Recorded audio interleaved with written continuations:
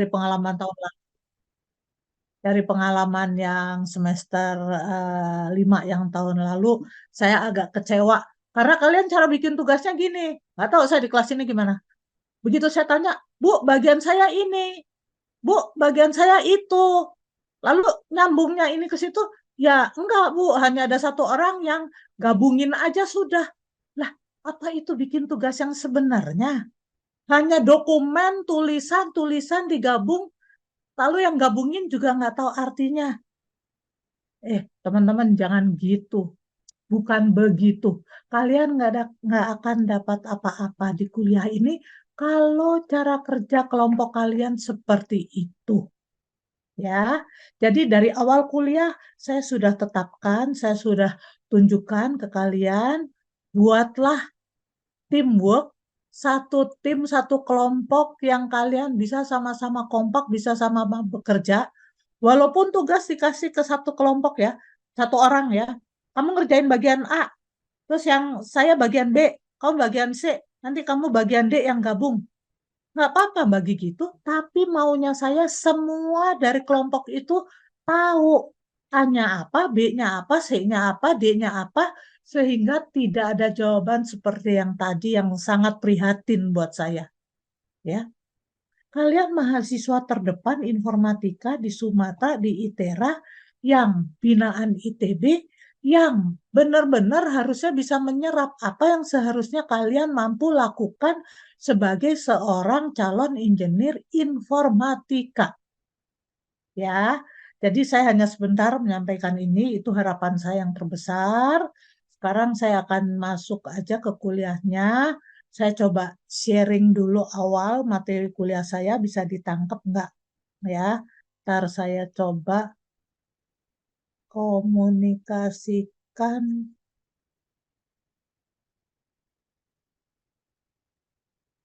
Kalau sudah ada di layar, tolong saya diberitahu. Sudah ada, Bu. Sudah ada di layar, Bu. Ada di Sudah, layar. Bu. Sudah ada ya? Ya, alhamdulillah sudah masuk.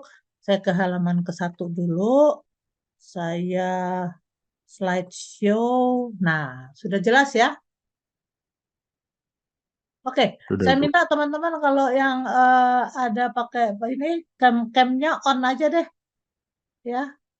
Kalau ada masalah jaringan itu, nah itu harus kalian pikirkan kenapa sampai ada masalah jaringan. Kalau kalian di kampus mestinya semua bisa on, ya. Oke, jadi saya masuk dulu ke pengantar manajemen proyek yang pertama di sini. Ya, betul nama kuliahnya IF, nomornya IF 3033. Kita nggak salah masuk ya. Betul, Bu. MPTI. Ya, oke Nova, terima kasih. Nah, selanjutnya kalian lihat tadi di kontrak Pak Aidil udah menyampaikan ya, ini yang materi utama kalian. Kita akan belajar dari sesuatu yang tadinya dasar dulu, pengantar dulu, lalu nanti ada konteksnya dulu. Jadi kuliah 1 sama 2 ini pengetahuan umum, lalu ketiga ini prosesnya, intinya yang ada di dalam manajemen proyek teknologi informasi, ya. Jadi kalian harus tekankan di sini ada kata manajemen, artinya adalah penataan, menata suatu proyek. Nanti proyek ini kita lihat apa itu dan bagaimana definisinya. Lalu teknologi informasi. Apa artinya teknologi informasi? Kalian sebagai mahasiswa informatika sebetulnya tidak boleh bertanya-tanya lagi apa itu. Teknologi, semua teknologi yang ada kaitannya dengan pengembangan sistem informasi. Apa aja itu? Nah, kalian mulai memikirkan teknologi informasi, artinya luas banget, teman-teman. Ya, kalian apapun kemanapun keluar dimanapun pasti ketemu dengan teknologi informasi. Baru kita bikin mesin cuci aja ketemu mesin cuci, sudah pakai digital, sudah pakai otomatis aplikasi, sudah hardware-nya dilengkapi dengan sensor-sensor buat ngecek air, sensor-sensor buat masukin air, buat muter mesinnya. Nah, itu teknologi makin ke sini makin banyak sekali. Kalian coba pikirkan deh. Ya, di sini kuliah ini penuh dengan tuntutan kalian mikir, kalian mengembangkan, supaya kalian jadi sebagai calon informatikawan yang mampu jadi manajer proyek. Coba lihat nih, kuliah keempat sampai ke 10 semua manajemen sampai 12 semua manajemen berkaitan dengan manajemen apa proyek teknologi informasi ya. Jadi bagaimana integrasi ruang lingkup itu semua nanti kalian baca deh ya. Kalian baca itu kalian akan dapat satu persatu. Kita sekarang masuk ke pertemuan pertama. Manajemen proyek teknologi informasi. Dan outline-nya di sini udah jelas ya. Pertama di sini kalian dapat kita belajar dulu definisinya deh. Konsep-konsepnya deh. Lalu apa itu istilah-istilah manajemen dan manajemen proyek? Baru itu dulu. Nanti kita sambung dengan elemen-elemen utama aktivitas proyek. Ada apa ya di dalam proyek? Jadi kita fokus pada proyeknya, terus lihat ada aktivitas apanya. Nanti baru kita lihat ada sejarah-sejarah manajemen proyek apa. Ya, terus dikaitkan dengan ilmu teknologi informasi. Mulai nyambung tuh. Artinya apa? Di luar ilmu teknologi informasi juga banyak yang perlu manajemen proyek. Kayak kita bikin bangunan, bikin gedung, bikin pesawat, semua itu perlu ya teknologi apa manajemen proyek. Bikin bangunan kalau manajemen proyeknya nggak bagus nggak bisa jadi. Jembatan LRT yang kemarin baru diresmikan Pak Jokowi, ya, bukan hanya aplikasi teknologi informasi aja di dalam si apa gerbongnya itu, tapi dalam membangun struktur untuk kereta api itu bisa lewat, itu juga manajemen proyek pembangunan rel kereta api LRT gitu, ya. Jadi kalian tahu bahwa kita di sini akan fokus kepada bidang ilmu teknologi informasi ini ya. Kemudian yang keempat di sini kita akan bahas sertifikasi-sertifikasi yang ada di sini ya. Jadi itu kira-kira apa eh, inti kuliah kita ya. Nah, kita masuk dulu ke sini. Tujuan instruksionalnya apa sih? Kalau kita nggak tahu, kita nggak akan nangkep deh. Ya, jadi tujuan kita memberikan kuliah ini, pertama, kita ingin jelaskan definisi proyek tadi. Nyambung ya sama yang sebelumnya. Lalu kita kasih contoh proyeknya apa, lalu deskripsikan manajemen proyek ya. Jadi setelah proyeknya tahu, terus manajemen proyek dulu. Nah, lalu akan dibahas bagaimana manajer proyek. Manajer proyek itu adalah orang yang mengelola proyek kan. Nggak gampang, nanti kalian bisa baca. Lalu bagaimana deskripsikan nilai-nilai etika. Jadi kalau kita mengelola manajemen proyek itu ada etikanya. Ya, kalian sadar aja di mana-mana etika tuh selalu ada. Kalian duduk kuliah, masuk ke apa ITERA, etika masuk sebagai seorang mahasiswa juga ada. Nggak bisa kalian pakai sendal ya, terus tampang baru bangun nggak mandi masuk kampus nggak bisa. Itu bukan seorang mahasiswa yang baik. Lalu kelima, mengetahui bagaimana software manajemen proyek. Banyak sekali teman-teman, apalagi sekarang.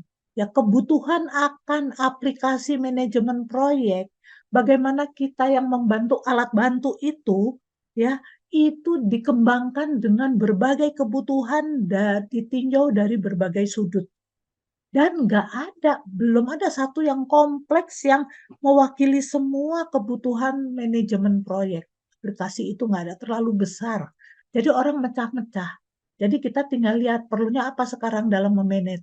Kalau memanajemen bagian tugas-tugas proyek, oh berarti tugas proyek ini harus dimasukkan ke software. Nah itu ada software sendiri gitu ya. Jadi nanti kelima itu, lalu keenam kita lihat tantangan dan tren di manajemen proyek. Ada tantangan apa aja sih gitu ya. Dan kalian harus mampu sebagai seorang manajer proyek berperilaku gimana. Itu banyak ya. Nah, oke, kita masuk sekarang dulu ke materi pertama yang tadi saya bilang. Bagaimana kita menurunkan definisi lalu konsep dari proyek ya definisinya, lalu melihat manajemen dan manajemen proyek ya. Jelas ya.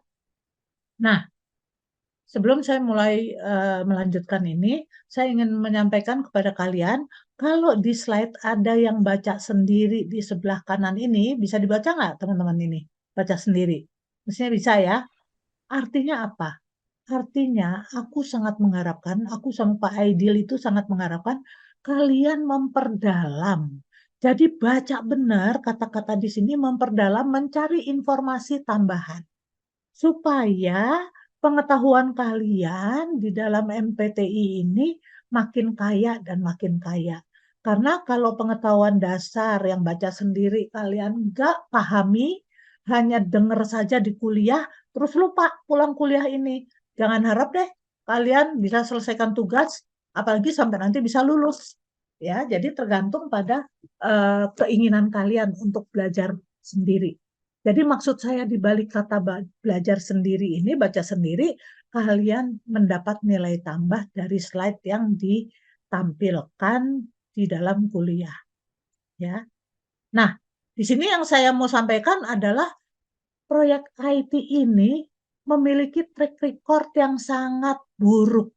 Kalian kebayang nggak proyek IT ini? Contohnya aja, kalian lihat yang kedua. Kalian lihat kajian PricewaterhouseCoopers.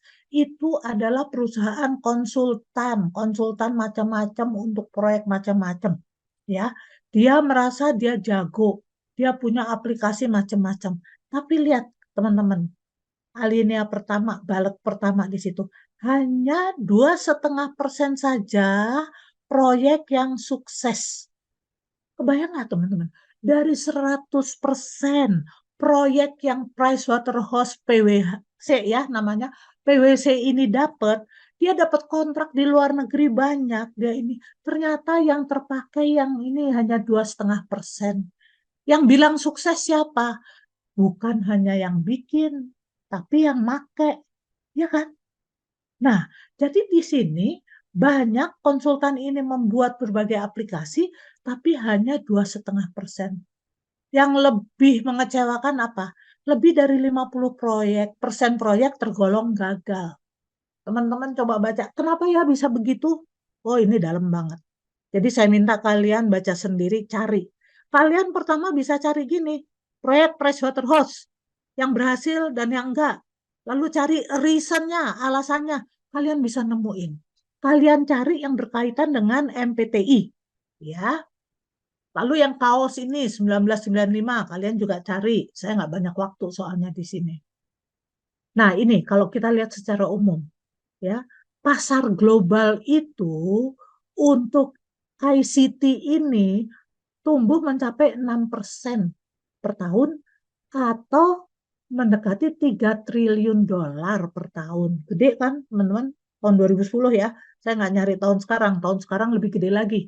Karena segala apapun sekarang semua mau pakai otomatisasi software, otomatisasi aplikasi yang bisa langsung menghasilkan sesuatu yang canggih, yang banyak berbau AI dan lain sebagainya. Pasti udah lebih dari 6% ini. Ya. Kedua apa? Kalau kita belanja ya peralatan hardware, storage, mobile aplikasi, mobile hardware dan jaringan itu meningkat hingga 16%. Ini angka tertinggi sejak 1996. Ya, itu di tahun 2010-an. Sekarang ini pasti angka ini lebih tinggi lagi. Lalu yang terakhir lagi, nah ini yang saya tadi bilang, ledakan pertumbuhan aplikasi mobile dan cloud-based berdampak pada meningkatnya kebutuhan tenaga terampil teknologi secara signifikan. Ini benar-benar deh, kalau kita gabungkan, meningkatnya kebutuhan tenaga terampil teknologi secara signifikan itu siapa? Ya kalian-kalian ini yang ada di dunia keinformatikaan, nanti tahu cara mengembangkan aplikasi-aplikasi mobile gimana. Aplikasi mobile kalian jangan hanya mikir di handphone ya. Enggak, banyak sekali. Aplikasi mobile yang sekarang kelasnya udah di luar handphone pun banyak. Dan cloud-based ini yang cloud-based. Jadi teman-teman kalian diajak untuk melihat berapa besar perkembangan ini.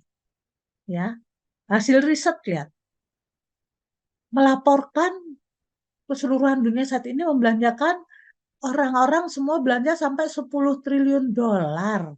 10 triliun dolar itu 25% dari perputaran produk semua untuk eksekusi berbagai macam proyek. Gede nggak? Gede banget, teman-teman. Kalau kalian belum mencernakan ini, nanti coba kalian baca sendiri, kalian lihat deh, ya. Kalian coba eh, cernakan ini di luar jam ini, ya. Tapi teman-teman yang menjanjikan apa nih? Nih kalian lihat di sini. Penghasilan seorang manajer proyek berkisar antara 20 sampai 140 juta per bulan. Ini survei PMI tahun 2015. Nah, loh, teman-teman, kalian bisa lihat kalau gaji sebesar ini artinya satu perusahaan berani membayar sampai sini. Artinya apa? Artinya dia benar-benar menuntut bahwa seorang manajer proyek itu bisa mampu menyelesaikan masalahnya dan nggak gagal-gagal kayak tadi dan benar-benar memberikan manfaat membuat aplikasi yang seharusnya dengan baik. Ya, kebayangkan? Kalian kalau lulus, kalian ke Jakarta, kalian bisa kok dapet yang ini. Minimal itu. Karena saya tahu banyak lulusan informatika ITB yang langsung mereka bisa dapat segitu. Mereka ada yang langsung di Singapura, ya, di software house, di macam-macam lah, aplikasi-aplikasi software yang banyak. Gajinya dolar Singapura dan lebih dari itu. Nanti kalau perlu mau tanya aku, nggak apa-apa, ayo. Tapi yang penting kalian ilmunya sekarang kalian ngerti dulu, kalian mampu untuk menjadi seorang calon manajer proyek di kuliah ini, ya. Lalu apalagi di sini? 44% perusahaan mensyaratkan skill manajemen proyek. Skill manajemen proyek, bukan informatikanya dulu, tapi bagaimana memanage proyek, bagaimana mengelola proyek. Jadi peranan kuliah ini benar-benar kalian belajar memanage. Di samping pengetahuan kalian, dasar RPL, lalu Arscom Orcom, dan juga pemrograman web yang kalian udah dapat, itu menjadi modal tambahan. Itu modal teknikal di sini. Lihat teman-teman, kalian paham ini, plototin ini yang saya kasih bold ini. Selain itu juga ada skill komunikasi. Nah, teman-teman, kita di sini disadarkan bahwa kalian itu jangan melulu belajar aja, ya. Tapi kalau kalian main, belajar kalian untuk main dengan menambah skill komunikasi kalian. Main untuk belajar bagaimana menaikkan skill manajemen proyek kalian. Itu main yang bermanfaat. Jangan main game aja hanya senang cari nilai cepet-cepetan. Ah, itu nggak ada manfaatnya. Di sini yang bisa dapat hasil duit banyak nih teman-teman tuh lihat ya. Jadi ini memang perusahaan untuk rekrutmen dari fresh graduate. Ini yang bikin siapa? Bukan saya. Tapi ini ada di careerbuilder.com. Kalian coba cari ke situ ya. Jadi ini teman-teman satu wawasan yang kalian diminta untuk bisa mengerti itu semua. Nah, sekarang kalau kalian lihat manfaatnya apa sih saya belajar manajemen proyek secara formal? Banyak sekali, tahu nggak? Banyak sekali itu kalian bisa jadi manajer, tapi yang terus melatih kemampuan dan pengetahuan praktis dalam pengelolaan proyek.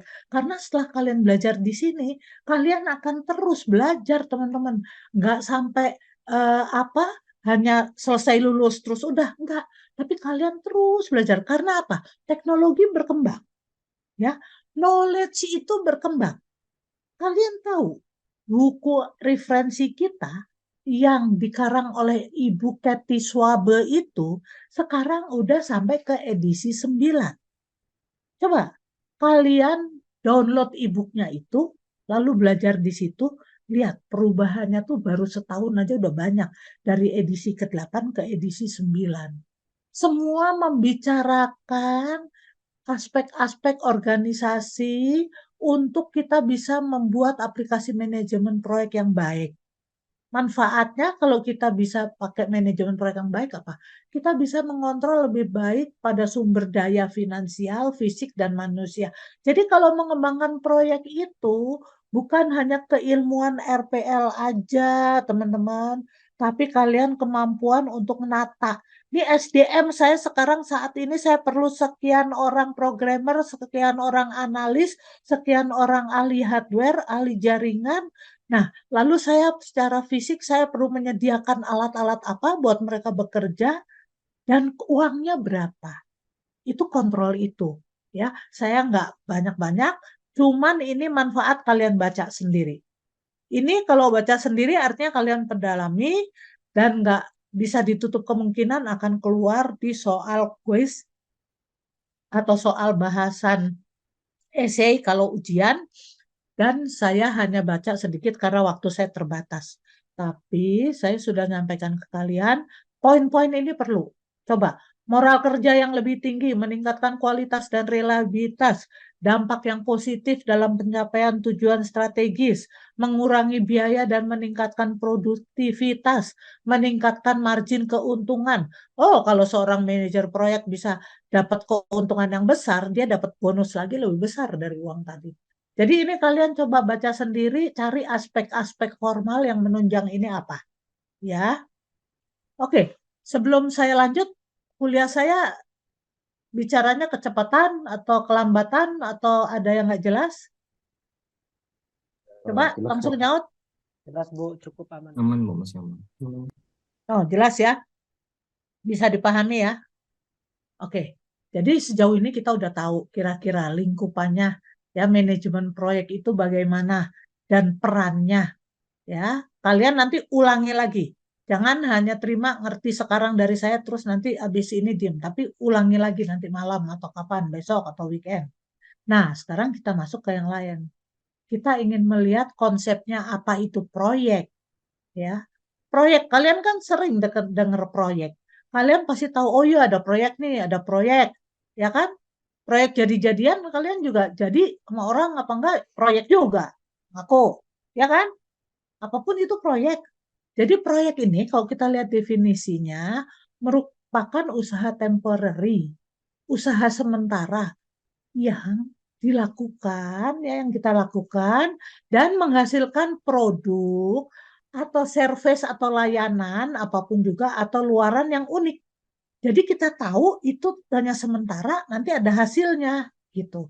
Kalian lihat aja ini ya, search di PM Book Guide 5 edisi 2012 ada definisi dari proyek.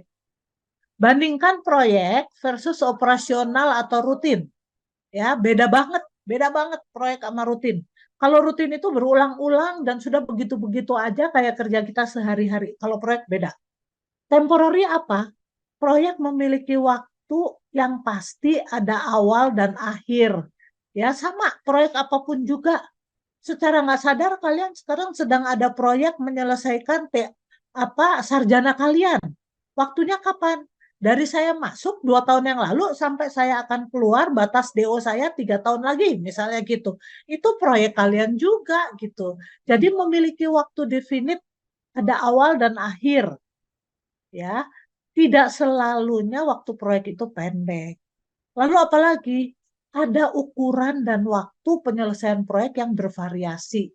Ya, ukurannya bisa besar sekali. Kalau kita ingin misalnya punya proyek mengirim pesawat ulang-alik ke bulan. Wah, itu pasti definisinya banyak sekali. Definisi baru cabin yang di darat, cabin yang nanti buat pergi ke atas, ke luar angkasa, cabin yang nanti dilepas, yang nanti bulan, terus selanjutannya cabin yang mengudara di luar angkasa sana, cabin yang mendarat, itu semua kan ada bagian-bagian proyek dan bervariasi. Dan ini variasinya dari besar sampai kecil, ya, dan dari panjang sampai waktu yang pendek. Jadi saya mengharapkan di sini kalian bisa nanti kalau baca sendiri ini, kalian mencari, bandingkan proyek yang panjang dan lama dibandingkan dengan proyek yang pendek dan sederhana, kecil. Ya. Kayak kalian sekarang kalau yang bikin tugas-tugas yang lalu tuh kebanyakan kecil-kecil, malah sangat kecil aku bilang. Hanya menampilkan penjualan per hari. Ya, itu mah nggak apa-apa. Itu mah bukan suatu proyek yang cukup wah yang buat kalian bisa dapat. Kalian hanya asal menyelesaikan tugas. Ya, nah itu jangan. Kalian nanti pilih banget kalau kalian punya tugas 5 minggu atau 6 minggu menyelesaikan, pilih pekerjaan yang bisa diselesaikan oleh semua bersama-sama dalam satu tim yang cukup besar. Ya, cirinya apa sih? Cirinya itu misalnya proyek itu akan selesai kalau tujuan proyek telah tercapai. Proyek kemarin, kereta api yang diresmikan Pak Jokowi. Proyek selesai kalau kereta apinya sudah jalan dan memang sudah beroperasi dengan benar. Ya kan? Sudah jalan artinya apa? Artinya adalah kereta api dari setiap stasiun ke stasiun sudah terbukti jalan, terus relnya juga sudah tertata baik, terus kebutuhan infrastruktur itu dari listrik, dari mekanikal lainnya ada, dan kereta apinya sudah ada, sistem tiket-tiketnya yang orang mau masuk, di tiket mau keluar gimana juga udah jalan. Nah, itu semua selesai, baru proyek LRT itu selesai, gitu ya. Dan proyek dihentikan karena berbagai sebab. Jadi kalau dia nggak layak bisa aja diberhentikan. Banyak kok proyek yang dihentikan gitu ya. Kalian bisa lihat sendiri itu macam-macam gitu kan yang dihentikan itu. Ada gedung uangnya habis nggak jalan gitu ya. Berhenti. Lalu tidak adanya kebutuhan akan proyek itu dianggap tidak layak lagi. Lalu ciri proyek apa? Penyerahan proyek bisa bersifat sementara ataupun permanen untuk jangka panjang. Dan ciri proyek itu dia unik. Selalu jelas proyek apa, bisa tangible ataupun intangible. Artinya bisa kita pegang ataupun tidak kita pegang. Kalau proyek bikin aplikasi, kalian bisa pegang nggak? Ya nggak bisa. Sistem tiketing di kereta api, ya nggak bisa kalian pegang aplikasinya, nah itu tangible. Tapi kalian bisa menyerahkan, ini loh Pak softwarenya saya bisa pakai, saya bisa demokan. Ya, dikarenakan unik, proyek ini erat kaitannya dengan ketidakpastian. Ini yang perlu kalian catat. Ya, makanya saya minta kalian di sini nih baca sendiri nih, baca sendiri. Ya, apa yang dihasilkan oleh proyek banyak. Ya, jadi kalau proyek sudah selesai, kalian bisa lihat bisa berupa produk, ya, produk yang udah jadi, atau bisa berupa layanan, service. Ya, service itu sesuatu, aplikasi itu service kan. Misalnya kita bikin fungsi bisnis yang mendukung pengecekan, pengelolaan produksi perharinya, atau pengelolaan pendistribusian produksi perharinya. Itu layanan yang kita buat. Atau perbaikan, misalnya ada sistem apa yang diperbaiki. Sistem akademik kalian dianggap belum baik, diperbaiki. Nah, itu juga bisa merupakan deliverable dari proyek yang itu atau hasil atau keluarkan lainnya misalnya dokumentasi. Ya. Nih, baca sendiri oleh kalian, cari pemahaman yang itu, ya. Nah, ini hanya sedikit ya, jangan dianggap ini semuanya. Yang akan saya berikan di sini contoh dari proyek, ya. Ini hanya untuk membawa kalian mengerti, oh proyek tuh ada itu juga, ada ini juga, tapi nggak segalanya. Makanya saya minta kalian baca sendiri, kalian lengkapi nanti contoh-contoh ini. Yang pertama, pengembangan produk, layanan, atau luaran baru. Jadi ini sesuatu yang dikembangkan. Dari tadinya tidak ada, jadi ada. Kalau proyek itu tadinya kebanyakannya cirinya tuh dari tadinya tidak ada, jadi ada. Kalau kita bikin proyek jembatan, tadinya ada nggak? Nggak ada, Bu. Di situ tadinya nggak ada jembatan. Sekarang udah ada, Bu, jembatan. Ya, kayak proyek kereta api. Tadinya ada nggak di jalur itu? Nggak ada, Bu. Ini jalurnya baru dibikin, jalur kereta api Jabodetabek gitu ya. Nah, ini baru dibikin. Atau jalan layang itu yang di Bandung, yang kita suka liwat setiap hari dari Pasteur ke mana, Pusdai. Tadinya nggak ada. Tapi karena dikembangkan, jadi ada. Itu ya contohnya. Lalu apa? Melakukan perubahan struktur atau proses atau staffing atau gaya organisasi. Dengan kita bikin suatu proyek, kita misalnya ingin proyek apa ya, pemberian gaji, misalnya gitu ya, karena ini belum otomatisasi. Nah, ketika saya membantu perusahaan bikin proyek pembayaran gaji, nah itu biasanya bisa dilakukan. Kita mau yang gimana? Apakah mau yang canggih layanannya ini, atau mau yang masih setengah manual? Ini dilema, teman-teman. Kalian kalau melihat satu scope atau satu lingkup dari suatu proyek, coba kalian pikir, ini apakah otomatisasi secanggih-canggihnya pakai elektronik yang ada, pakai sensor yang ada, atau ini hanya suatu aplikasi yang sederhana bantu operator melakukan pengendalian yang sederhana, tapi masih masukan dari operator, dia masih entry. Beda banget itu kalau kalian bikin itu. Jadi kalau kalian misalnya ingin membuat otomatisasi benar, nah pasti ada perubahan struktur kan? Perubahan struktur apa misalnya? Saya perlu hardware yang bisa bikin sensor-sensor. Sensor apa? Nyatet orang datang, orang pulang sehingga setiap hari tidak usah orang ada yang nyatet, itu sudah tercakup di dalam aplikasi kita, orang berapa jam masuk sehari. Kalau surat sakit, ya dia melampirkan surat sakit terus dihitung sakit. Sehingga dalam penghitungan gaji tadi ya, itu semua bisa secara otomatis dihitung. Pada tanggal harus digaji, tanggal 1 misalnya gitu, langsung keluar semua stroke. Langsung transfer ke bank orang-orang yang harus digaji. Nggak ada campur tangan manual. Tapi kalau masih manual, tanggal 1 diminta semua datang ke loket pegawaian, pembayaran gaji, lalu ambil gajinya di situ. Itu masih manual. Walaupun sudah dibantu dengan manual itu bisa lihat di layar seorang gajinya berapa, itu berapa. Beda banget kan teman-teman? Dua proyek, dua versi yang berbeda dari proyek pembayaran gaji. Coba kalian, ini mungkin PR, nanti bisa jadi tugas individu. Pikirkan dari sekarang, ya, proyek yang bisa menunjukkan proyek yang sama, tapi besar kecilnya, panjang pendeknya proyek itu tergantung dari lingkup proyek. Lingkup proyeknya yang gimana, waktunya panjang, pasti, dan apa lingkupnya cukup besar. Ya, atau kalian bisa cerita nanti masih sama proyeknya, tapi ini lingkupnya kecil dan waktunya juga pendek. Pasti ada itu kalian dapat. Jadi ini melakukan ini akan mempengaruhi, ya.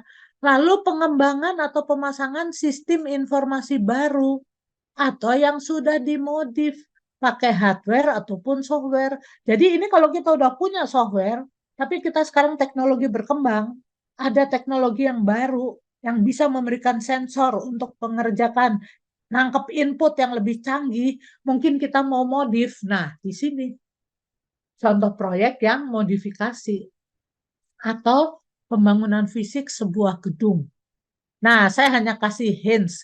Bayangkan bagaimana suatu gedung smart building dikembangkan. Fisik apa aja yang harus masuk di situ? Smart building. Ya. Lalu yang lainnya lagi contohnya apa? Mengimplementasikan atau meningkatkan atau memperluas proses bisnis atau prosedur yang sudah ada. Ini banyak umum dipakai ya, dan kita banyak nemuin di luaran sana itu ada startup company itu yang bikin gini tapi nggak jalan, yang gagal. Itu banyak ya. Kita hanya perlu tahu ini dulu sekarang. Oke?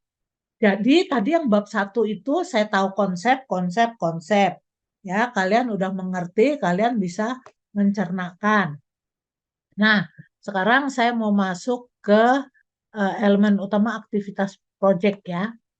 Kalau kalian lihat di sini, atribut proyek di sini, lanjutan tadi, berarti proyek itu punya tujuan yang unik dan spesifik.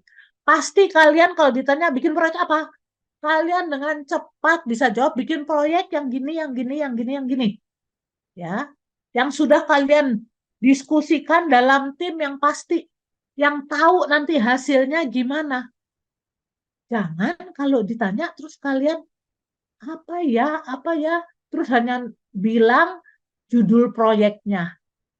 Kalau kalian hanya bilang judul proyek, atau turun satu level mendefinisikan lebih sedikit dari judul proyek, itu kalian belum bisa menangkap tujuan yang unik dan spesifik. Bisa dipahami ya? Lalu proyek itu bersifat sementara.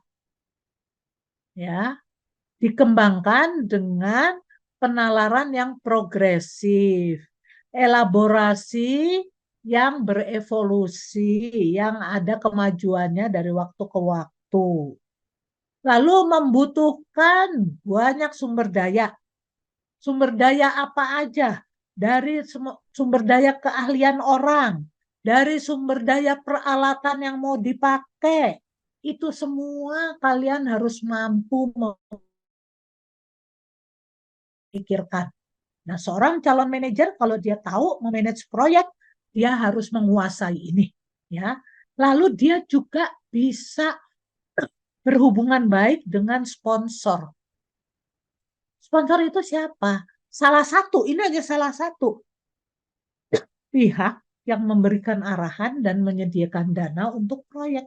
Jadi sponsor itu orang yang berkaitan dengan bayar kalian.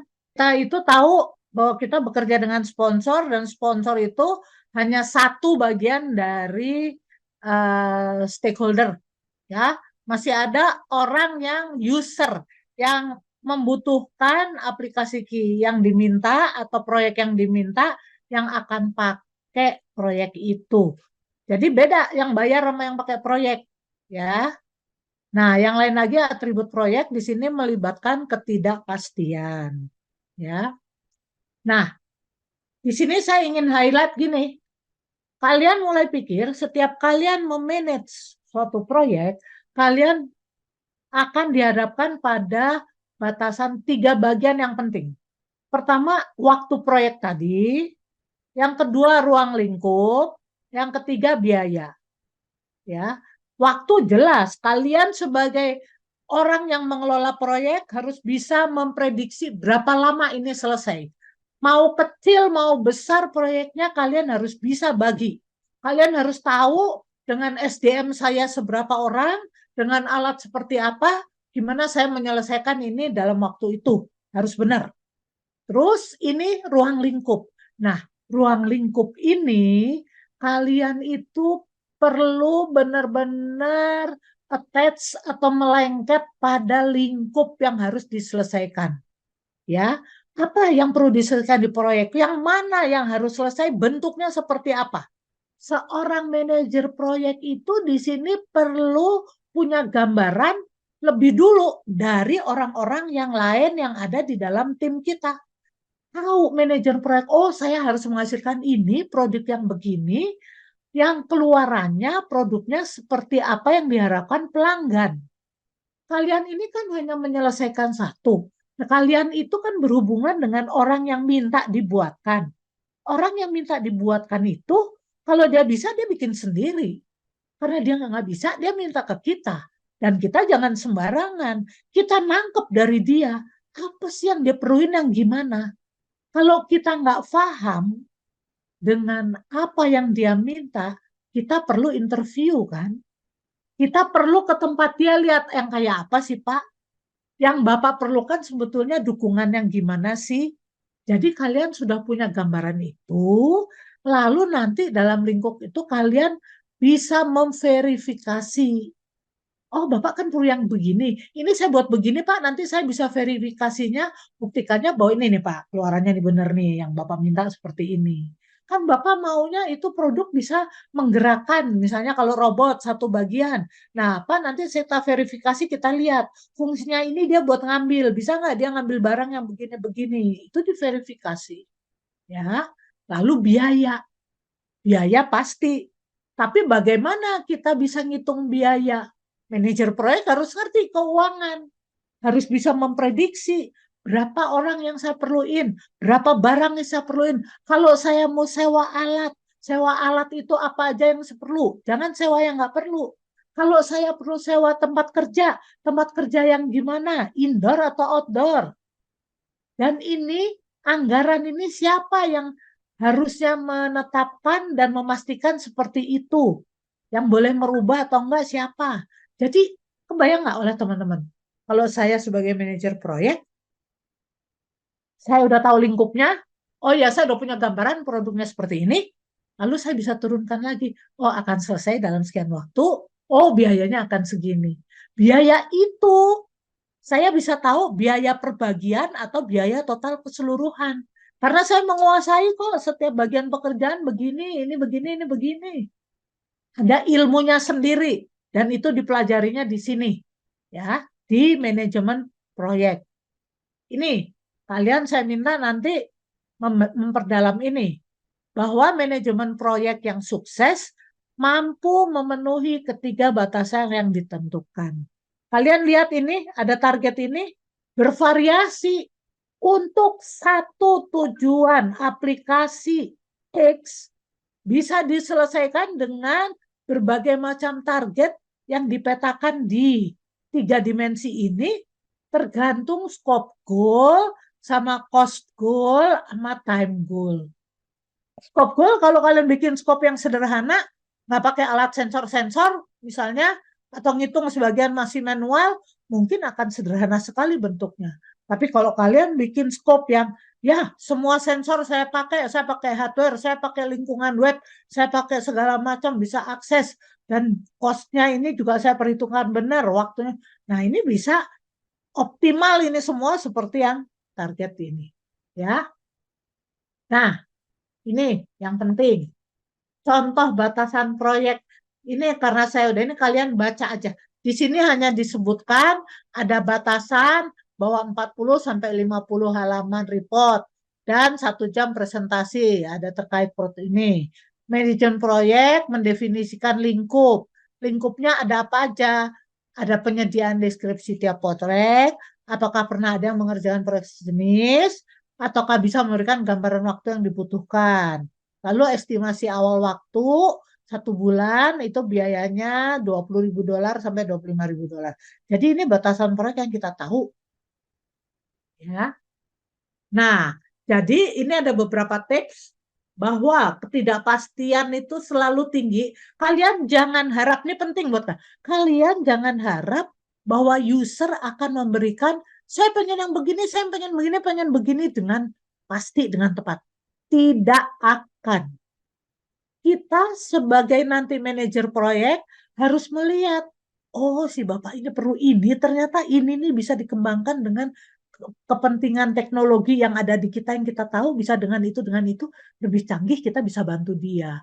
Oh ini mah sebetulnya dia perlu report harian. Report harian itu sebetulnya kan dari masukan harian kalau dikelola udah direkapitulasi bisa keluar. Itu kita yang menentukan. User nggak akan bilang dia perlu report harian, perlu report mingguan, perlu report tahunan. Kalau eksekutif perlunya report tahunan, melihat perkembangan perusahaan. Kalau operator yang manajer tengah-tengah level bawah, dia perlunya report bulanan setiap bulan, melihat. Kalau orang yang kecamuk dengan hasil atau gaji, dia perlu report harian. Dari hari ke hari, itu proses orang penggajian, digaji berapa gaji, itu nanti dihitung jadi 1. Nah gitu. Jadi ketidakpastian ini kita harus bisa menentukan dalam bentuk range. Jadi kalian yang menetapkan, oh realistiknya begini, jadi saya tetapkan segini aja. Ya, ini perlu kalian catat banget. Kalau masih susah dicernakan nanti baca sendiri.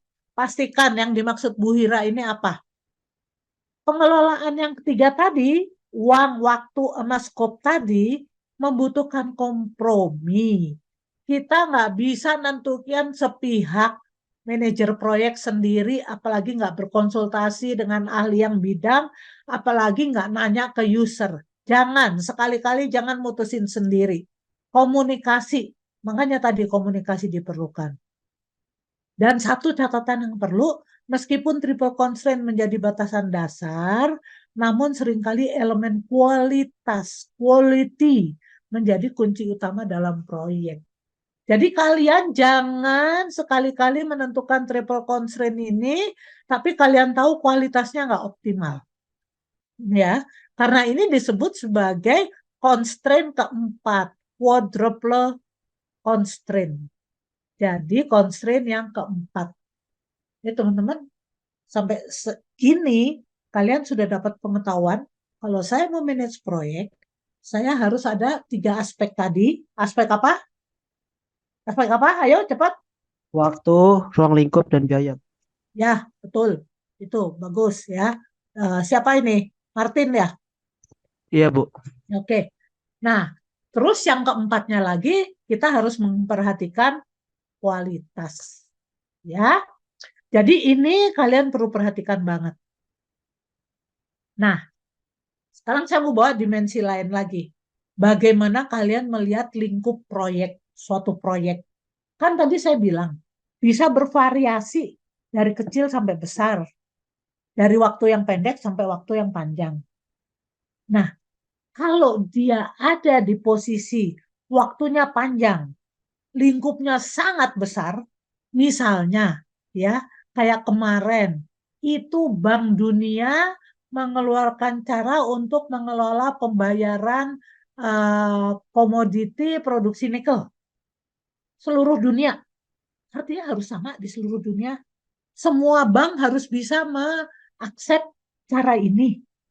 Kebayang nggak oleh kalian gimana sih cara bikin software-nya? Apakah hanya di Indonesia kita bikin? Enggak. Kalau global ya pusatnya itu ada di mana? WHO di mana? Ya atau Bapak perkumpulan persatuan organisasi industri dunia ada di mana? Di situ dia ngembangin.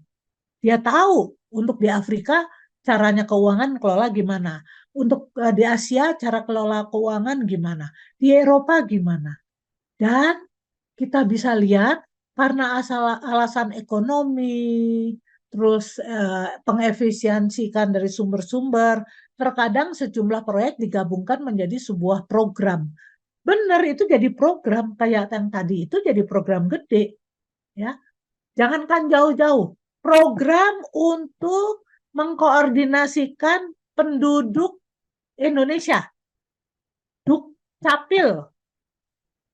Siapa yang bikin KTP ke sana? Semua. Ya kan?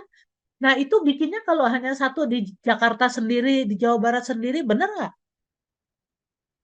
Kependudukan ya nggak bilang nggak begitu. Harus bikin satu yang menyeluruh di Indonesia. Ya, jadi saya udah nunjukin level dunia yang global atau level di Indonesia nasional.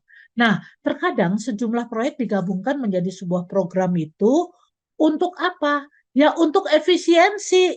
Dari manajemennya ramping, dari stafnya ramping, dari kebutuhan yang perlu dibelanjakan ramping, dari pengembangan softwarenya, dari technical aspek juga semua bisa terintegrasi, terpusat, ya kan? Program jadi merupakan sekumpulan proyek yang saling terhubung. Benar, yang di provinsi sini dengan provinsi sana, dengan provinsi sana, kalau ada cara ngitung beda, harus bisa disatukan dan pada saatnya dipakai, bisa benar-benar relate, cocok untuk masing-masing lokasi. Kebayangkan bagaimana manajer proyek harus bisa menangani itu dan dikelola secara koordinasi yang baik untuk kita bisa nangkep keuntungan dan pengendalian yang lebih baik.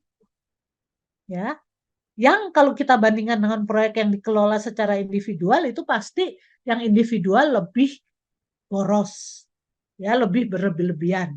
Nah, jadi coba nanti kalian perdalam ini baca sendiri. Saya mau kasih lihat gambar ini. Kalian lihat ini adalah pemetaan bagaimana proyeknya dipecah-pecah dari satu program. Programnya segede yang kotak besar, ada portofolio. Portofolio itu skop lingkungan besar yang menunjukkan itu harus bikin apa, yang menunjukkan itu bagaimana strategi dan prioritas dikembangkannya, dan kira-kira dimanfaatkannya seperti apa.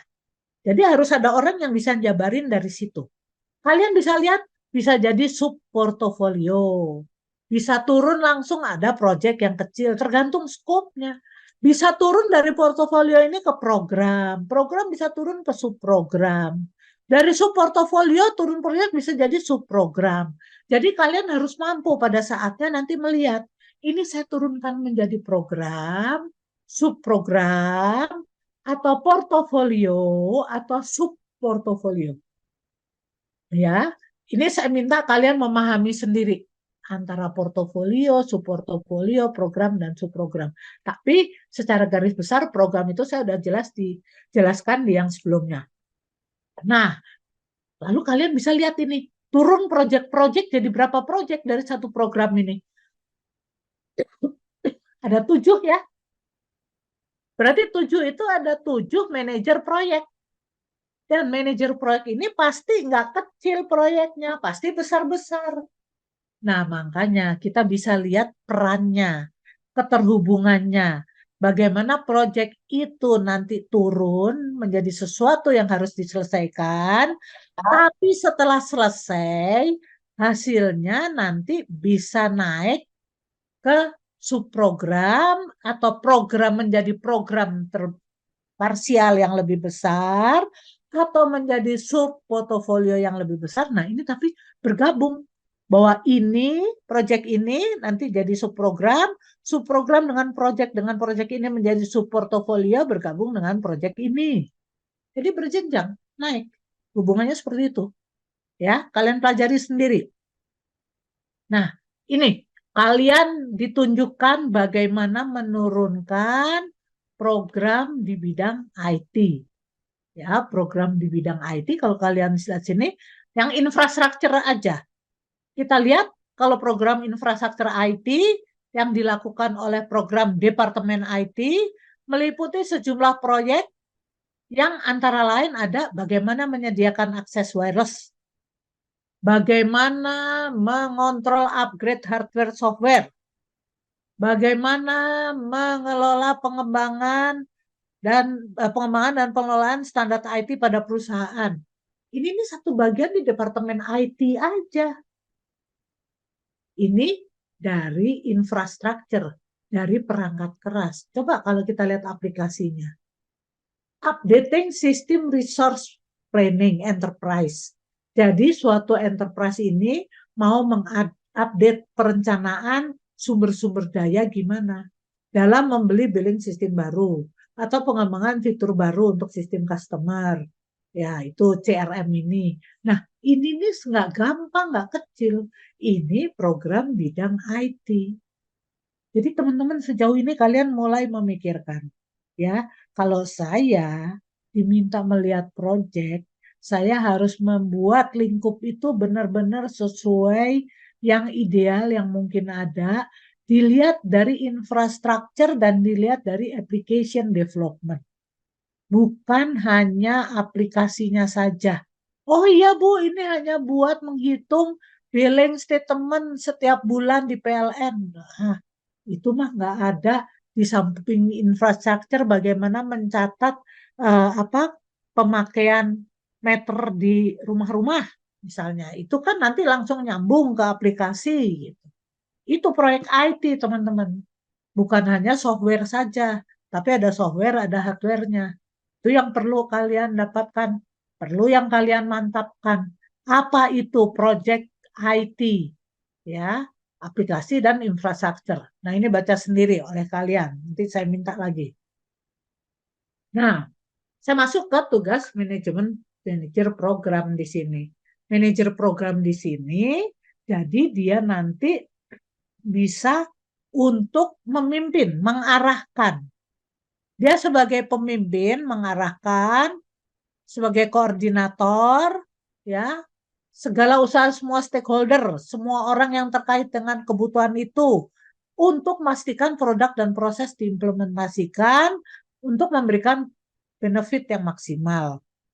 Dan sebagai agen perubahan, manajer proyek ini bertanggung jawab atas suksesnya produk dan suksesnya dikembangkan dalam proyek di bawahnya. Artinya perubahan apa? Macam-macam. Perubahan mau pakai teknologi baru aja, manajer proyek harus mikir bagaimana melatihnya, bagaimana membiasakan orang makainya, ya kan? Lalu saya ingin melakukan perubahan dengan membuat software yang lebih bagus dengan aplikasi software yang pengembangan yang baru. Nah, itu saya juga harus bisa membina staf saya untuk pakai itu. Jadi secara berkelanjutan menambah terus continuing dan membagikan pengetahuan bisnis, kemampuan leadership dan keterampilan komunikasi. Ya, untuk apa? Untuk semua anggota tim. Jadi ini manajer banyak sekali tantangannya. Kalian saya minta baca nih. Ya, catat lagi. Banyak yang kalian perlu baca di sini. Nah, manajemen proyek di sini ya merupakan aplikasi dari pengetahuan, keterampilan, perangkat, dan teknik dalam aktivitas proyek agar memenuhi kebutuhan proyek. Sekarang saya sampaikan kepada kalian, jadi kalian, knowledge kalian benar-benar ditingkatkan, betul, untuk MPTI. Tapi keterampilan kalian, nanti tugas kalian diminta terampil untuk memakai software pengelolaan manajemen proyek. Mungkin MS Project 2016. Kita lagi menjajaki sama Pak Aidil. Ya, terampil kalian di situ. Lalu kalian juga ngerti perangkat-perangkat yang ada sekarang dan teknik-teknik yang dikembangkan dalam aktivitas proyek. Ya. Manajemen yang baik dapat dicapai melalui pengaplikasian yang tepat dan terintegrasi dari ini ada 47 kelompok proses di dalam manajemen proyek. Catat oleh kalian, ada 47 kelompok dan dibagi dalam 5 grup. Pertama kalian menginisiasikan dulu, ya menyiapkan, lalu kalian planning executingnya seperti apa di dalam manajemen proyek, lalu bagaimana dipantaunya dan dikendalikan, lalu baru selesai. Jadi proses dari manajemen proyek kalian jangan langsung apa-apa langsung bikin programnya, planning executing, terus kalian monitor tapi kalian nggak ngerti apa yang dimonitor. Jadi dalam inisiasi ini banyak yang dilakukan. Nanti minggu ke depan kita mulai lihat apa yang perlu dilakukan. Tugas kalian itu nanti akan membuat dari inisiasi sampai planning, sampai bagaimana bisa monitoring dan controlling. Closing enggak, karena kita nggak mampu buat mengembangkan aplikasi sampai jadi. Ya. Nah, aktivitas apa sajakah yang biasa dilakukan dalam mengelola proyek? Jadi ini kalau inisialisasi ya identifikasikan dulu kebutuhan. Lalu bagaimana kalian kelola berbagai kebutuhan persoalan dan keinginannya stakeholder itu nangkep, itu namanya nangkep kebutuhan itu nggak gampang. User requirement, kalian bikin user requirement kalau di dasar rekayasa perangkat lunak kan, ya. Lalu menyiapkan, memelihara dan menjalankan komunikasi.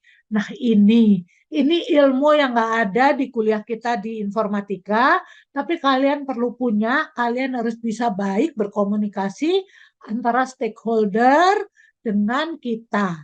Dan komunikasinya itu komunikasi yang aktif, yang efektif, kolaboratif, selalu bernuansa positif, nggak ada negatif, nggak ada menjelekkan. Ya, lalu mengelola stakeholder dalam memenuhi kebutuhan proyek dan penyampaian hasil dari proyek. Nah, jadi kalian itu dalam mengelola proyek harus selalu menjaga batasan ini, scope, quality, schedule, budget, resource, dan risiko itu terkontrol dengan baik dan seimbang, balance. Ya, ini pengertiannya dalam, makanya kalian perlu baca sendiri. Selanjutnya, ini stakeholder. Ya, kalian lihat aja nanti siapa stakeholder. Coba, ini ada meliputi dari semua sponsor tim ini. Kalian simulasikan stakeholder itu yang gimana. Ya, lalu kalian ambil contoh perusahaan apa, organisasinya gimana, ada stakeholder apa. Kalau kalian bisa baca sendiri, kalian nanti kalau ditanya ngerti apa itu stakeholder. Ya, oke. Selanjutnya ini ya, apa yang dimaksud dengan stakeholder lanjutan yang tadi ya. Jadi stakeholder itu semua pihak yang mempunyai andil di dalam pemakaian aplikasi yang akan dibuat ya. Maka ini ada manajemen stakeholder juga sekarang ada. Itu bagian dari knowledge area yang tadi. Kan tadi kita bicara knowledge area baru 9. Nah, yang ke-10 ini manajemen stakeholder. Itu sesuai Project Management Body of Knowledge edisi kelima dari PMI. Ya.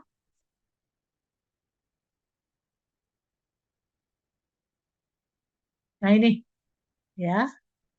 10 knowledge area di sini kalian bisa lihat semua ini akan kita bahas di dalam kuliah kita. Ini menjadi materi. Jadi kenapa? Kalian sekarang paham. Kenapa materi kuliah kita tertuangkan urutannya begitu. Sesuai dengan ini.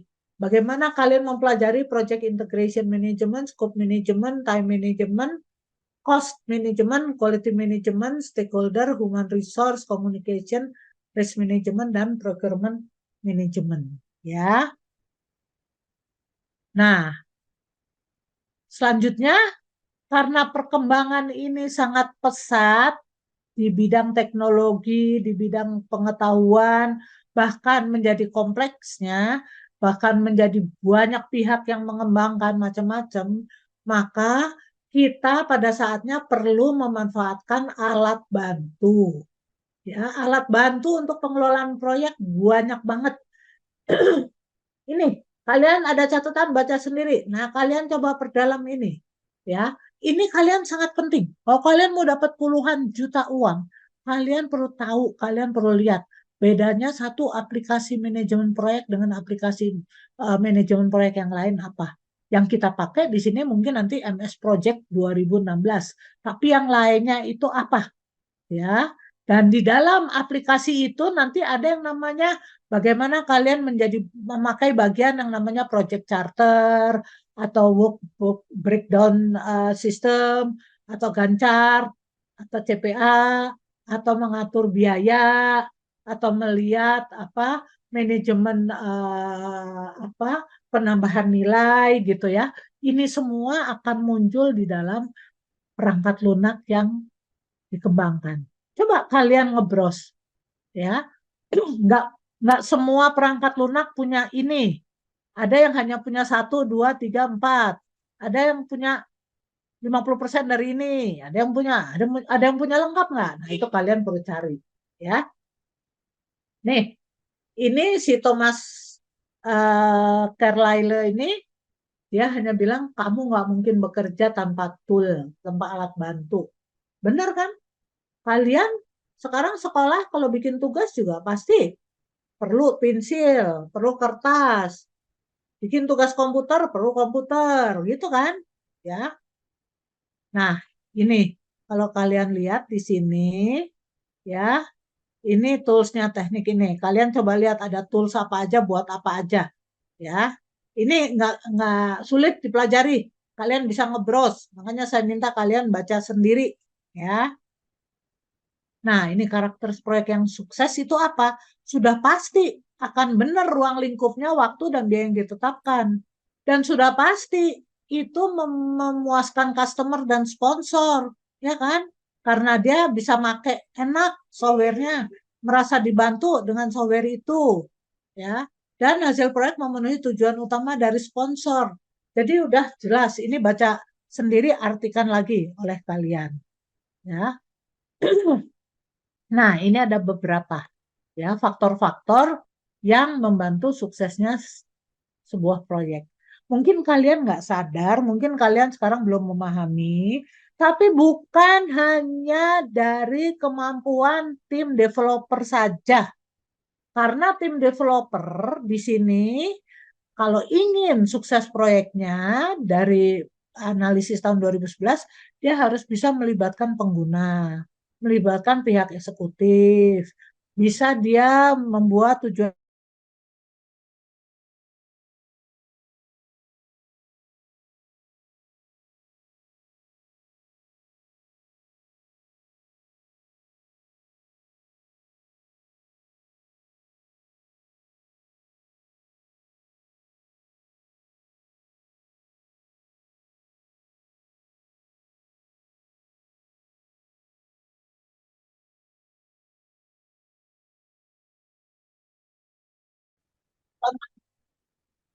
Contoh job desk-nya ini dilihat oleh kalian, ya.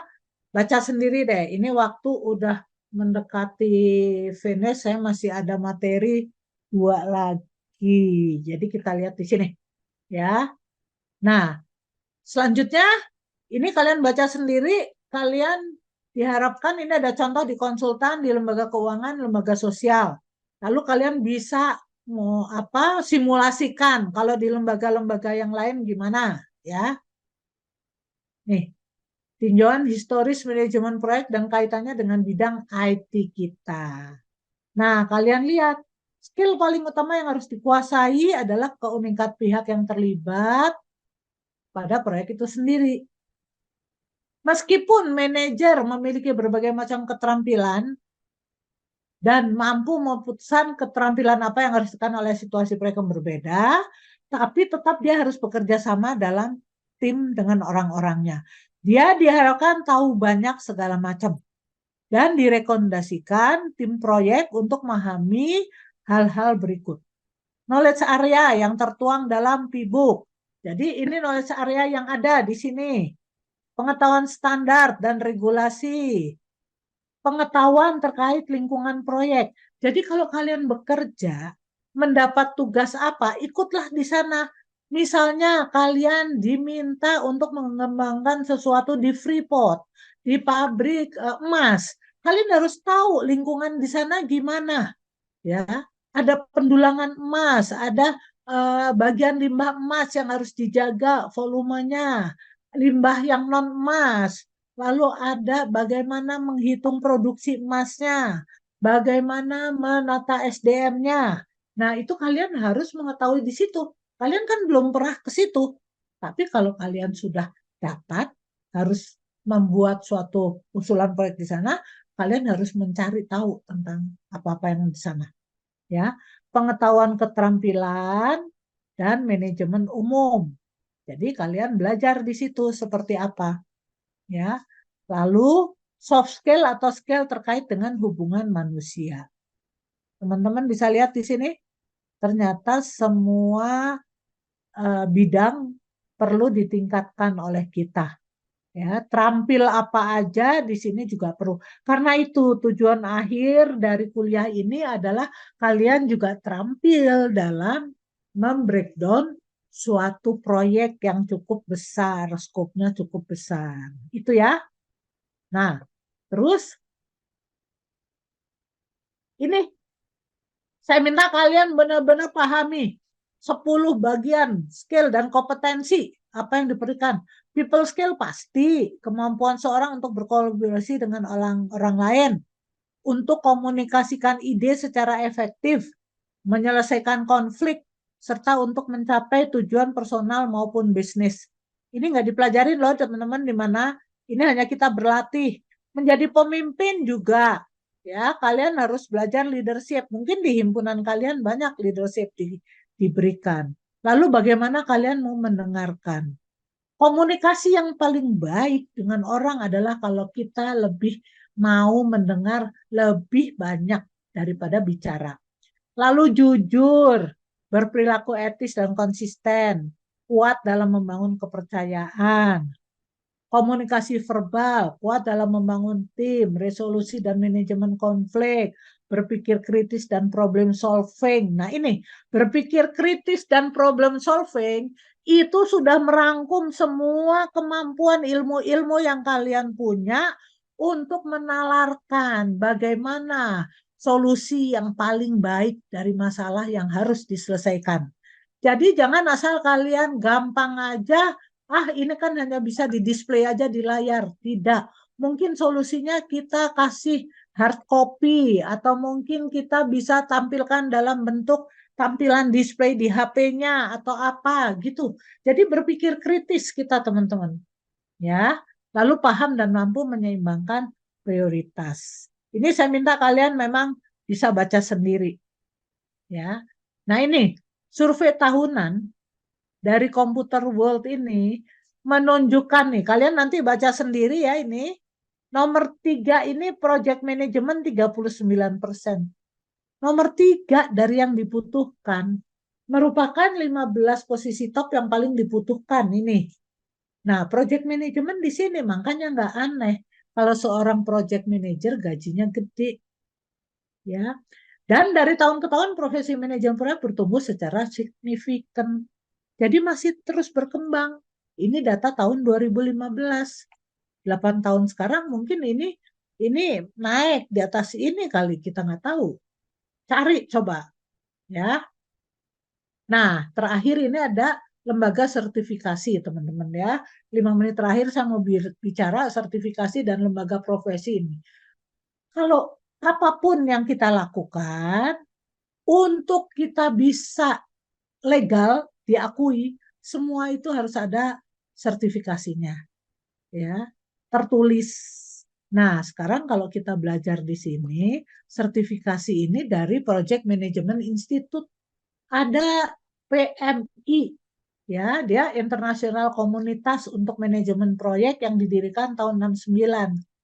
Kalian kalau mau jadi anggota sini, wah, gengsi banget kalau kalian dapat nanti sertifikatnya. Ikutin ujian-ujiannya yang ada di sini, ya. Nih, sangat dibutuhkan, ya, mengingat hal ini merupakan faktor penting dalam recognition gitu dalam penghargaan dan kepastian kualitas profesi kalian. Ada macam-macam nih, ada PASAS, ada CompTIA, ada ini, ya. Dan kalian juga harus tahu etika. Etika ini seperangkat prinsip yang memandu pengambilan keputusan. Jadi bagaimana kalian bisa melihat ini semua dengan baik dan memenuhi etikanya.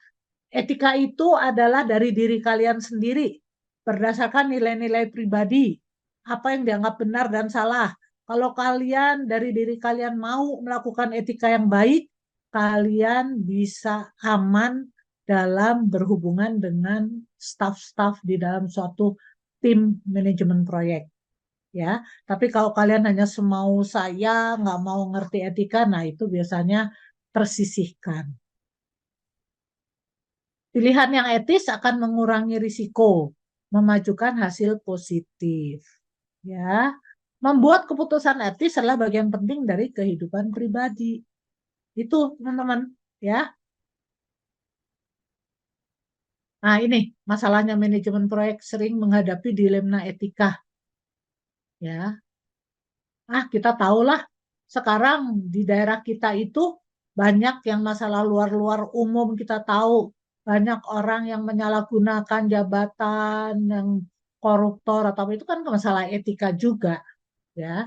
Jadi kalian yang penting baca sendiri, cari di sini kode etik dan professional conduct, aturan profesional untuk ini Project Management Institute mengeluarkan untuk kalian yang mau jadi manajer proyek yang bertanggung jawab, berkualitas, dan beretika baik. Ya, karena PMI menetapkan di sini kejujuran, tanggung jawab, rasa hormat, keadilan itu nilai-nilai yang mendorong perilaku etis untuk profesi manajemen proyek. Ya, oke. Nah, ini ada tools, alat bantu. Kan tadi dibilang alat bantu kalian kalau mau pakai aplikasi. Nah, kalian bisa search di sini. Ya, banyak sekali. Ada top project management, ada best free project management software. Nah, saya akan ngambil hanya manajemen proyek 2016. Tapi yang lain kalian bisa browsing di sini. Dan pada saatnya bisa bandingkan. Ya. Nah, ini ya sebagai tren yang mendatang ini, sebagai disiplin ilmu ini, ya, proyek telah mengalami evolusinya secara signifikan sampai sekarang.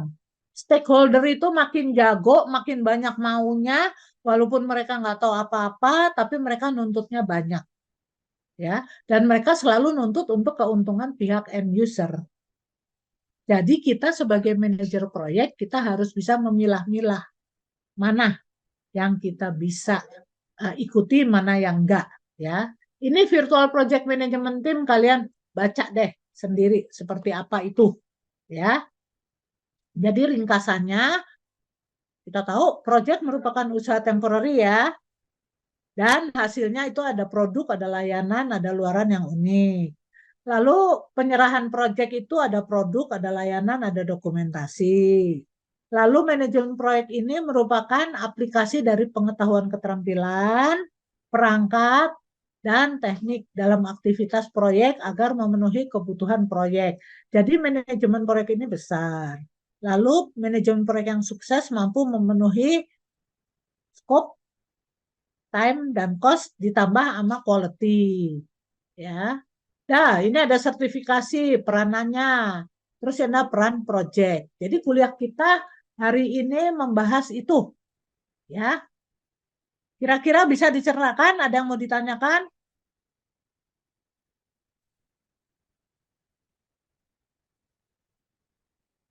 Ada yang mau tanya? Ini semua di open dong, itunya cam on dong, kamera on. Kan nggak enak kalau saya ngajar kamera off. Besok-besok kalau itu saya ngajarnya kamera off aja.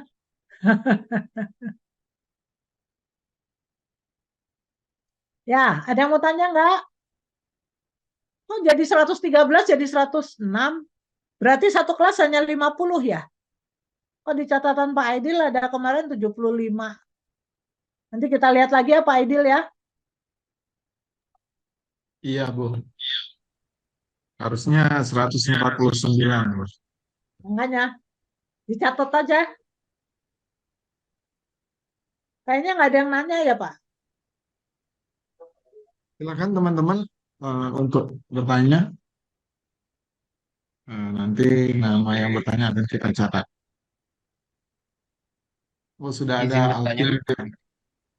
Oh ya.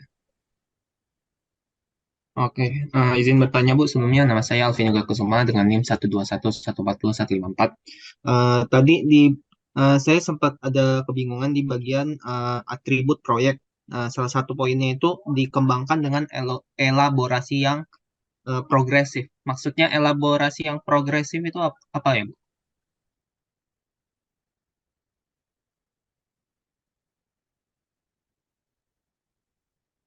Kalian tahu arti kata progresif apa?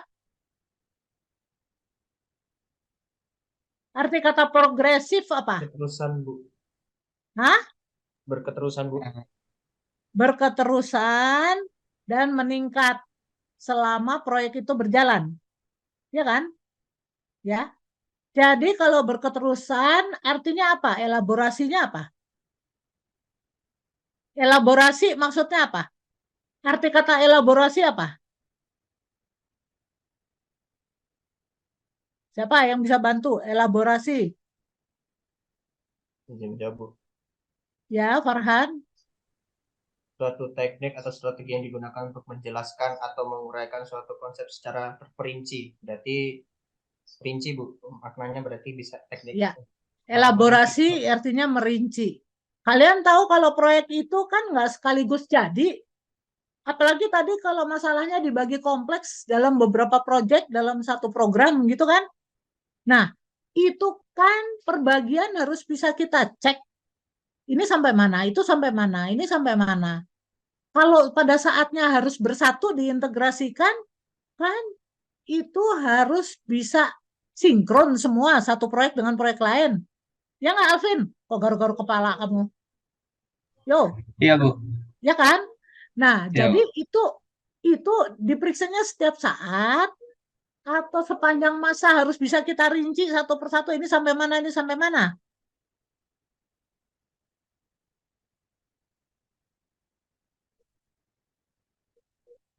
Jawabannya apa, Alvin? Gimana Bu itu tadi? Kamu dengerin dong, fokus. Iya Bu, bingung deh. Bingung. Sekarang, kalau proyek itu berjalannya sebentar atau lama? Tergantung lingkupnya juga sih Bu. Kalau kebutuhannya dikit ya bentar, kalau kebutuhannya banyak Oke, ya bakal lama. kita pikirkan yang banyak sekarang. Ya, kalau yang banyak itu kemajuannya langsung jadi atau setahap demi setahap? Setahap demi setahap Bu. Ya, setahap demi setahap dilakukan oleh satu manajer proyek atau beberapa manajer proyek kalau proyeknya besar. Beberapa Bu, beberapa manajer Nah, proyek. beberapa manajer proyek perlu dipantau nggak? Ini sampai mana, itu sampai mana, sampai mana? Iya Bu. Ya, dipantaunya itu sekali aja di akhir atau harus bertahap? Kita tentukan waktunya di segini, waktu ini, waktu ini. Ya Waktunya bertahap Bu. bertahap kan? Berarti perlu melakukan elaborasi progresif. Dari waktu T0 naik ke T1, naik ke T2, naik ke T3, kelihatan progresnya gimana, kemajuan pekerjaannya gimana. Lalu nanti kamu bisa mengelaborasi, oh di sini begini, di situ begitu, di T3 begini, di T4 begini. Yang kurang di T3 harus diselesaikan di T4. T4 harus mengcover yang ini, yang ini, yang ini, gitu kan? Jadi Iya manajer Bu. proyek mampu apa? Mampu kayak merincikan gitu progresnya sudah sampai mana. Setiap saat, ya kan? Soalnya Iya kalau Bu. nanti ditanya sama yang mau bayar, biasanya itu orang yang mau bayar, bayarnya pakai termen. Kalau kamu udah 30% maju pekerjaan kamu, saya bayar 30%. Kalau kamu udah 60% maju, saya bayar 60 kurang 30% lagi, gitu. Nah, itu kan jadi kita perlu bisa mengelaborasi progresif kan? Itu maksudnya, ya. Oke Bu. Iya Makanya Bu. kalian belajar sendiri, maksud aku, kalian itu bisa ngebros dari situ. Ya, belajar ngebros, yang masih bingung, masih tanda tanya, nanti kalian tulis. Besok sebelum kuliah, tanya Bu Hira lagi. Saya mau tanya yang ini. Nggak ngerti. Tapi kalian udah belajar sendiri, udah nyari. Karena apa? Kalau Bu Hira nanti udah nggak ada, kalian tuh cari jawabannya tuh dari browsing, dari Mbah Google, cari informasi semua di situ. Apa sekarang ada aplikasi yang lebih lengkap? Aduh, lupa saya namanya, segala ada di situ. ChatGPT ya Bu. Nah, apa tuh namanya? ChatGPT Bu. Nah, itu chat apalah nggak tahu. Jadi di situ tuh segala ada. Jadi maksud saya belajar sendiri. Kalau saya hanya 2 jam ini kan saya nggak sempat cerita yang tadi elaborasi aja kan cukup lama jelasin. Tapi kalau kalian belajar sendiri, harapan saya dari chat tadi itu kalian bisa dapat yang lebih lengkap, lebih kaya, lebih ngerti. Itu teman-teman ya. Setuju nggak? Setuju Bu. Setuju Bu. Setuju apa? Coba Bu. setuju apa? Setuju apa? Setuju Ngurangin untuk game. belajar sendiri Bu.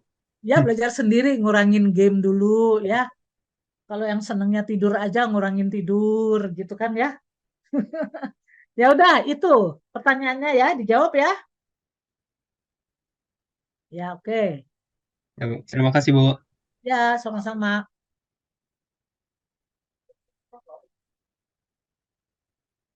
Ini mau sholat jam berapa ya? Udah pakai peci tuh ya? Hah? Martin mau kemana? Belum buka masjidnya, bentar lagi. Iya Bu. Oke. Kalau nggak ada lagi, gimana Pak Aidil? Jadi kalau sudah selesai, eh, terakhir mungkin teman-teman ada yang bisa menyimpulkan,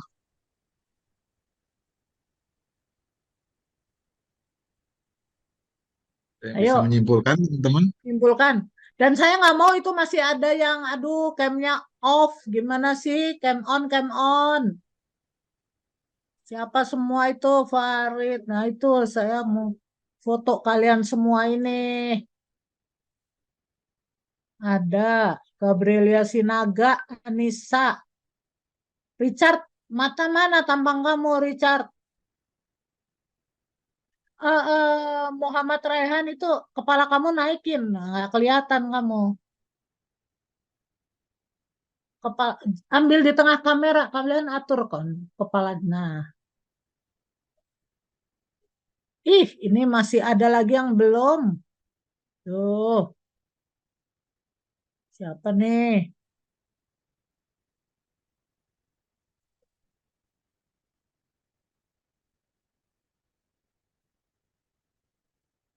Pak Aidil, ini yang Novita segala kemana nggak keluar sih? Fatur, Zahra, Zika, N. Malik, Halo teman-teman, Putri, mana yang disebutkan? Adib, Bima Saldi. Ini ada orangnya nggak? Ini aneh, saya hanya pasang layar aja. Udah ini saya foto aja, nanti minta mereka, kenapa mereka nggak on? Randy, Aisyah, Bima Sadi. Oke, nggak ada waktu kita. Habis waktu cuman buat gini aja. Oke Pak Aidil, saya balikan. Nah, di sini sudah ada Martin yang mau menyimpulkan. Silakan, Martin. Ya, silakan. Baik Pak, izin menjawab. Jadi dari resume yang saya catat itu, yang pertama apa itu proyek? Proyek itu adalah usaha temporary yang dilakukan untuk menghasilkan produk, layanan, ataupun luaran yang baik. Terus temporary itu artinya proyek memiliki waktu definitif, awal dan akhir.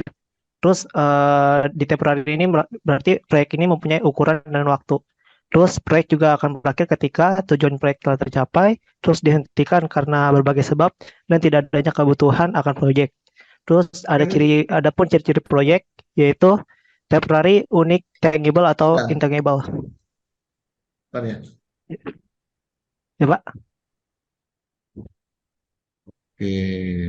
Benar tidak teman-teman yang lain? Benar ya? Martinnya kayaknya Betul, nyatat Pak. nih. Betul. Ada lagi yang mau ditambahkan? Silakan. Cukup kayaknya ya, Bu. Oke. Jadi Oh iya Pak, telah ini kita perlu sampaikan. Kuis bisa diadakan sewaktu-waktu, nggak usah dikasih tahu ya teman-teman ya. Dan juga tugas in situ, tugas di kelas individu. Karena tadi penilaian ada tugas di kelas individu ya teman-teman ya. Jadi kita akan melakukan pertanyaan, akan lempar pertanyaan untuk dijawab di situ juga sebagai tugas individu di kelas. Selain kuis ya. Tahu bedanya kuis sama tugas individu? Kalau kuis itu mungkin jawabannya nanti milih, lalu ada di Google Form keluar nilai akhirnya. Kalau tugas individu itu kita kasih case. Kalau kondisinya begini, begini, begini, maka gimana? Sebagai kalian sebagai manajer proyek diharapkan apa gitu, misalnya gitu, ya? Oke ya, oke Pak, sudah Pak, itu aja.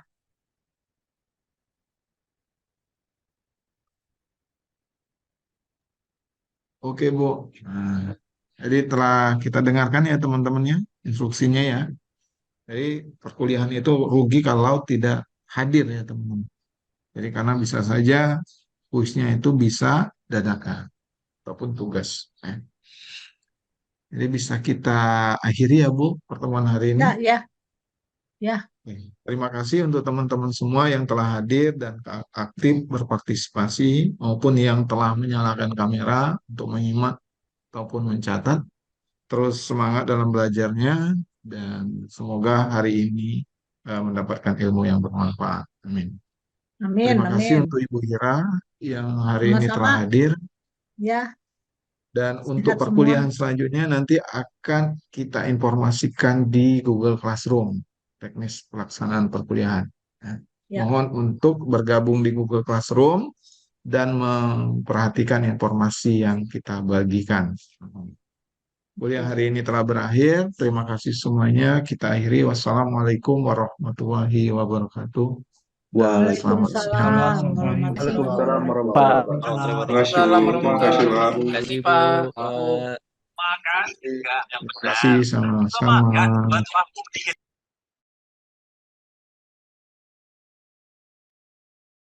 Kita tutup ya.